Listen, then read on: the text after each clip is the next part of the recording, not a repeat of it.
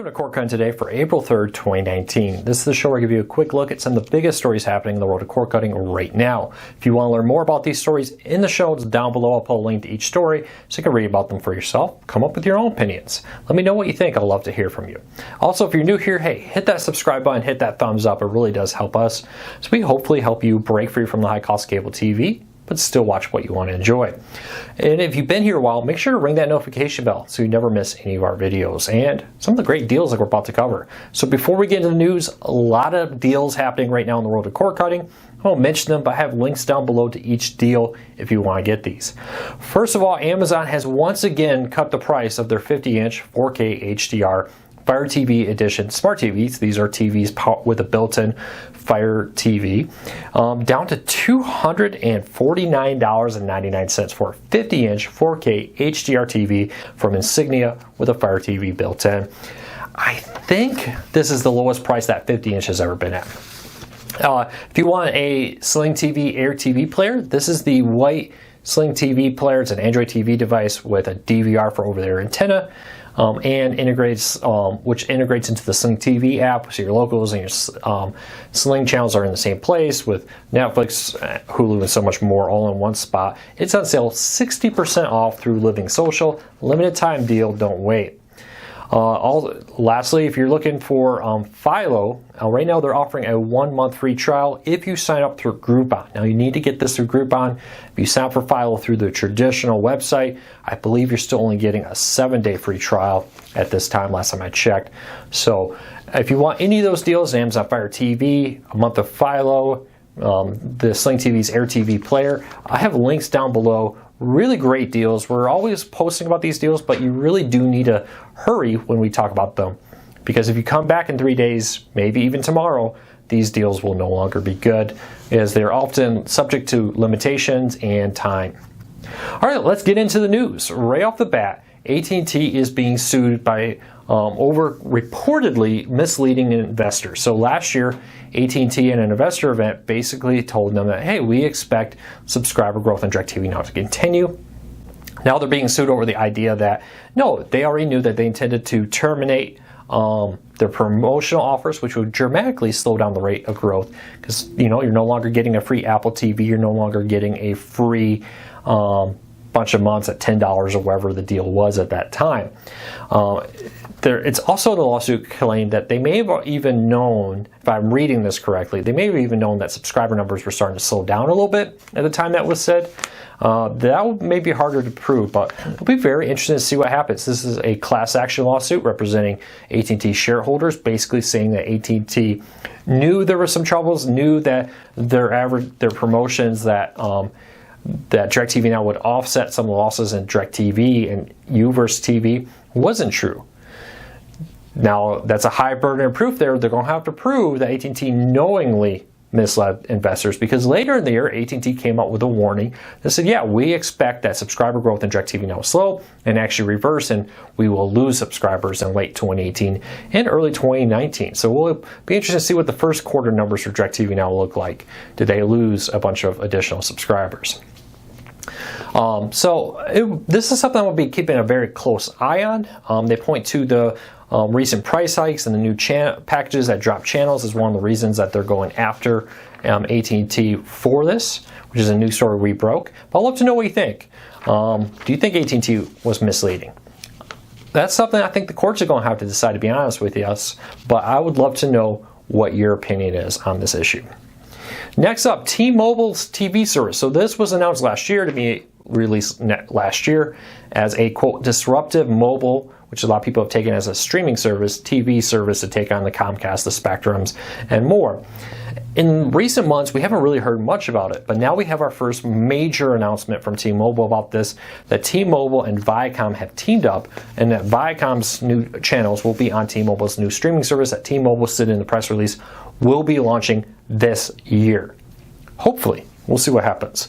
I would love it. You know me, I'm a big fan of competition. I think one of the best things for consumers is competition in a field. So I do hope that T-Mobile comes in with a disruptive service, that they do bring competition to challenge some of these live TV services like DIRECTV Now, who have been raising the price. Is T-Mobile going to be able to strike a deal better I don't know. That's a tough. TV markets, contracts are very, very difficult, very time consuming, and have an outside company like T-Mobile come in and disruptive is not something that just easily happens. So keep that in mind. But let me know, do you plan to get T-Mobile's TV service? Are you excited about it? We really don't know much. We don't know the price. We don't know the full channel lineup. We don't know what devices it will support and more. So leave me a comment, let me know. Next up, 5 tips to stay under your day cap. So day caps are one of the biggest issues with the roller cord cutting. A lot of people see them as an attempt to cut back on people's streaming, force them to pay some extra money if they do stream a lot. I think 1 terabyte has kind of become the default data cap for most services now, including some AT&T packages, some Comcast packages, and more. For most people, I really do think that's not an issue. Most cord cutters I find stay underneath that. But in some households, maybe where you got 4 or 5 teenagers, a couple parents streaming all on 5 or 6 devices at once, it could become an issue. And I wrote 5 tips to help you stay under it. I think these 5 tips for the vast majority of Americans will help you easily stay under 1 terabyte with minimal effort.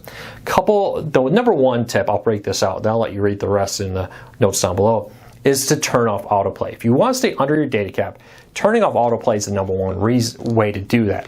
I find people burn through hundreds of gigabytes of data every month as they sleep or as the TV's off.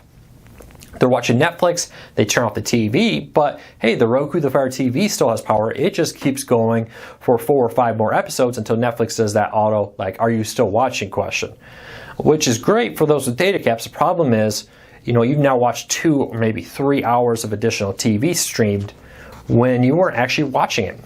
Falling asleep in bed is a big one here, where you go, you're laying in bed, you're watching Netflix, you're watching Hulu, you're watching Amazon, whatever you may be watching. You set the sleep timer on the TV, but the Roku separately keeps going, and then even though the TV stops, it keeps streaming well into the night. And when you wake up, you realize, hey, I just burned 30 gigabytes of data as it streamed for 4 more hours after I fell asleep. So keep that in mind as an option. Now, a couple great things here is turning off autoplay, which will make you have to click the next one each time, but prevent that from happening. The other one is, like in our bedroom, I got a Roku TV for the express purpose of the sleep timer on it not only turns the TV off, but stops the stream. Thankfully, I no longer have a data cap. I live in an area where Spectrum offers a data cap free option. But if you do, maybe consider getting like a Roku TV or Fire TV with the Smart TV option, where it turns off not only the TV, but the stream also. So check that out. All right, next up. Back in February, Spectrum announced a $14.99 Spectrum TV Essential package. This is a very Philo-esque type streaming package where for basically $15, you get a ton of channels. You have to be a Spectrum Internet customer. It was announced to come out in March. Well, April came, a lot of people are like, hey, where is this service? And I kind of talked about it a while back. A few readers reached out to us and said, hey, in our area, it's live. It seems like Spectrum is doing what they did with their a la carte TV streaming service, Spectrum Choice, and putting it out in just a few markets to start with before they roll it out in all markets. As best I can tell, some smaller towns up in New York have it now.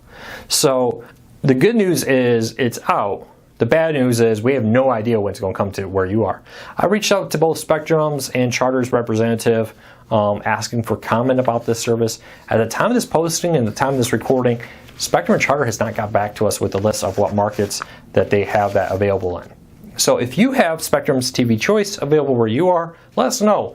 You'll probably be deluged with mailings and emails from Spectrum saying, hey, you're an internet-only customer in your area. We now have this Spectrum's new TV streaming package. That's probably going to be the only way. I could not find an official website for this. Very, very similar to how Spectrum's Choice service first rolled out. No official website. There was like a little sign-up website, but it was very hidden. You had to have that link to find it. It wasn't being linked off to from other areas of the Spectrum website. And with Spectrum Choice, when it rolled out, it was just in a few areas, and then it rolled out to more, and then more, and then more. So keep an eye on it. I think that's what's happening here, and I'll be very interested to know if anybody in our viewing or readership has the service and what you think of it. Let me know. All right, next up, for the last story of the day, almost half of cord cutters exclusively stream their content. So we did a survey recently of over 3,000 of our readers, and 49.7% of them said they exclusively stream content. No DVDs, no Blu-rays, etc. I found that very interesting. You know, this is where we're kind of moving. This is kind of where we were with music quite a few years ago, that people moved on to streaming, and buying CDs and tapes and all the other ways to get music died off. And streaming became the primary way to do it. I think it's going to be a longer road for TV to get there, but we're definitely moving in that direction right now. So my question to everybody here is, do you exclusively stream? Do you use antenna? Do you use Blu-rays, DVD players? Let me know. Do you use both? And what's your mix? Are you a majority streaming with just a little bit of maybe Blu-rays or antennas? I know in my home, I'm a majority streamer. We do have an antenna. We do have some Blu-rays and stuff. We even have a lot of VHSs, by the way. Cord cutting tip of the day: local flea markets are a great place to get Disney movies on VHS for like $1. My wife has been stocking up on all the old Disney classics in VHS for like $1 at the local flea market. And for our daughter, she's never seen these movies. It makes for a really cheap day night, or movie night with my daughter. So if you have not checked out your local flea market for old Disney movies, that may be a place to look. I also found the complete series of Babylon 5, all seasons on DVD, for $20 a couple weeks ago. So a little tip there for a date night with your spouse cheap, or a movie night with your daughter cheaply. Check out your flea market, or of course your public library is another one. But that's it for today. Let me know again what you think of all the news today. What percentage are you streaming versus traditional formats, antenna, DVDs do you use? I'd love to hear from you. If you're new here, hit that subscribe button, hit that thumbs up. Huge thank you to everybody. We're almost at 61,000 already. We just hit 60,000 last week. Now we're up to about 61,000. Tell your friends. Our goal is 100,000 by the end of the year. That may be a little aggressive. I'm not sure we're going to hit that, but you know, it's a fun goal to have. So help us out, do it. We will appreciate your support. I'll see you back here tomorrow for more cord cutting news, tips, tricks, and how-tos.